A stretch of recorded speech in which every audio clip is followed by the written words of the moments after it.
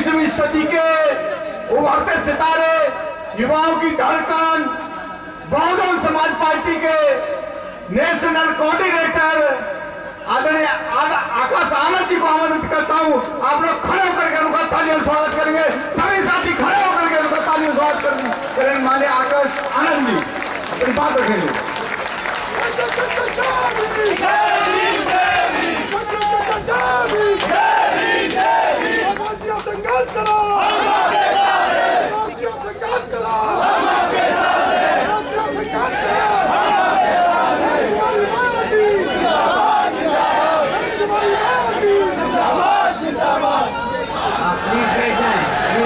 Please बैठ जाए।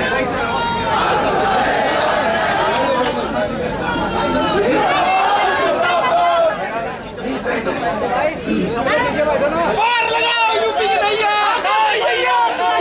पार लगाओ यूपी की नैया।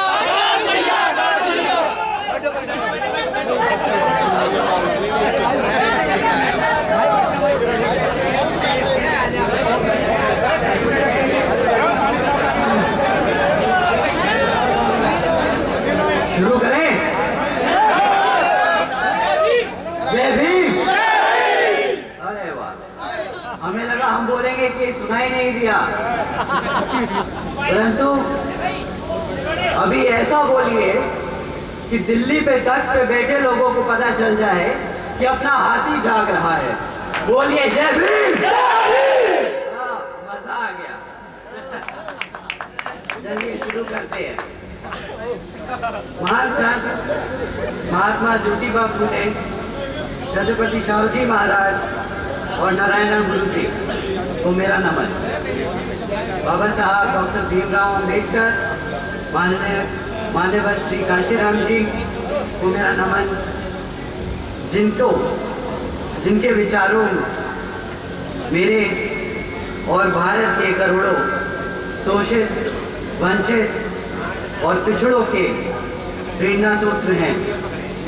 मेरे आदर्श, मेरी गुरु आदरणीय मायावती जी को तहे दिल से नमन करता हूँ।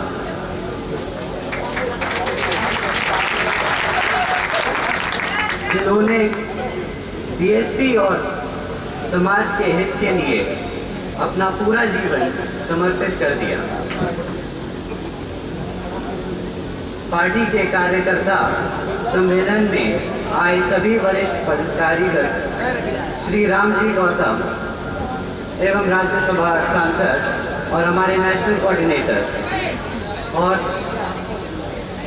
श्री लक्ष्मण सिंह हमारे स्टेट प्रेसिडेंट, हमारे CP Singh ji state coordinator Delhi के, श्री सतीश चौधरी जी स्टेट कोऑर्डिनेटर का अभिनंदन और स्वागत करता हूँ।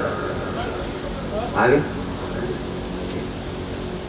साथियों, मैं आपके बीच में बहुजन समाज पार्टी को मजबूत करने के लिए कुछ बात रखने आया हूँ। लेकिन इससे पहले मैं अपनी बात रखूँ, मैं आप लोगों से कुछ जानना चाहता हूँ अपनी पार्टी के बारे में। दिल्ली में कैसे ज़्यादा से ज़्यादा लोगों को पार्टी में हम जोड़ सकते हैं, आज इस पर आपकी सबकी राय लेना चाहता हूँ।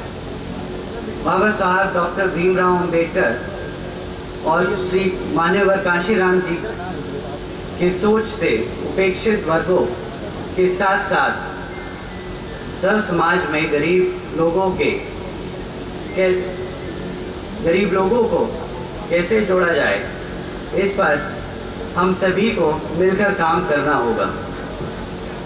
बाबा साहब डॉक्टर भीमराव अंबेडकर कहते थे कि मैंने संविधान के जरिए कानूनी अधिकार तो दिला दिए हैं, लेकिन इन अधिकारों को पूरी तरीके से और पूरा लाभ लेने के लिए आप सबको सत्ता खुद अपने हाथ में लेनी होगी। किंतु दुख की बात यह है कि इस मामले में बाबा डॉक्टर भीमराव अंबेडकर जी के जीते जी वह उनके देहांत के बाद भी तथा मान्यवर श्री काशीराम जी के जीते जी वह उनके देहांत के बाद भी केवल यूपी को छोड़ के देश के अन्य राज्यों में अभी तक पार्टी को अभी कुछ खास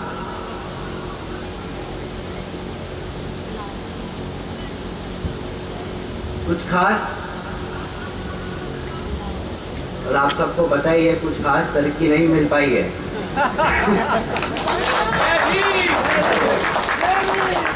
जबकि इसके लिए खासकर हमारे इन दोनों महापुरुषों ने अपनी पूरी जिंदगी इन लोगों को सत्ता में लाने के लिए अपना पूरा जीवन त्याग दिया।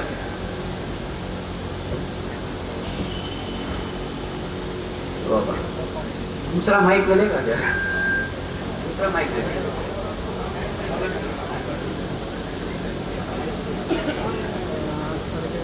अपने को आदत नहीं है ऐसा खड़े होकर स्पीच देने।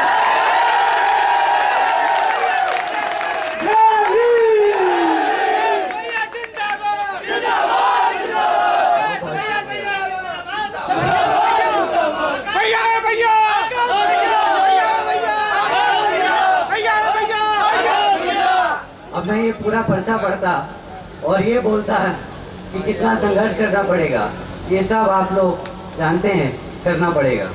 मैं बस आपसे इतना ही कहना चाहता हूँ कि जितने भी हमारे युवा नेता हैं, जितने भी हमारे युवा कार्यकर्ता हैं, इन सबको अब बहुत मेहनत करनी पड़ेगी, क्योंकि बहुत समय हो गया कि दिल्ली से हम बहुत दूर रह गए। कितने सालों से दिल्ली में हमारी पार्टी काम कर रही है, कहीं 20 साल हो गए, परंतु हमारा यहाँ ना एमएलए है ना एमएलसी है। अब हमें सब युवाओं को अपने बड़ों के साथ मिलकर यहाँ अपना आगे हाथ बढ़ाना होगा। क्या आप लोग मानते हैं ये बात को? संघर्ष करो, संघर्ष करो भैया, हम तो संघर्ष करने को तैयार हैं। अब आप सबको फेसबुक ट्विटर छोड़ के बाहर आना पड़ेगा। मैं यहाँ पे कितने लोगों को देख रहा हूँ जो बम्बई से आए हैं, जो लखनऊ से आए हैं, जो कानपुर से आए हैं। आप लोगों को देख के ज़रा दिल खुश होता है। अब हमारे दिल्ली में जितने भी युवा लड़के हैं, बहनें हैं, इन सबको सड़क पे उतारना पड़ेगा। क्या आप मानते हैं इस बात को? बस इसी बात को मैं कहने आया था कि अब हम सब मिलके सड़क पे उतरेंगे। जो हम पिछले 10 साल से नहीं कर पाए, अब अगले पूरे 4 साल में करके दिखाएंगे। आप सब युवा लोगों को अब मेरे साथ जमीन पे उतरना पड़ेगा और यहाँ पे बताना पड़ेगा कि दिल्ली में हम जैसे लोगों का क्या महत्व है। क्या आप लोग करेंगे मेरा साथ?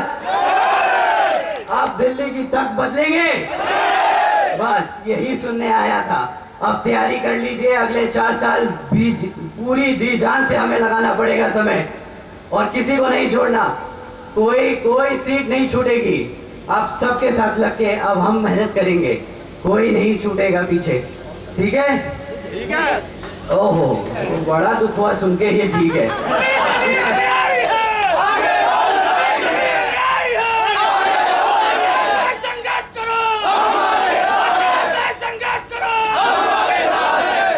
बस अब ऐसा जय भीम बोल दो कि सामने वाले की कुर्सी हिल जाए, और अब बता दो कि हम आ रहे हैं। जय भीम। धन्यवाद।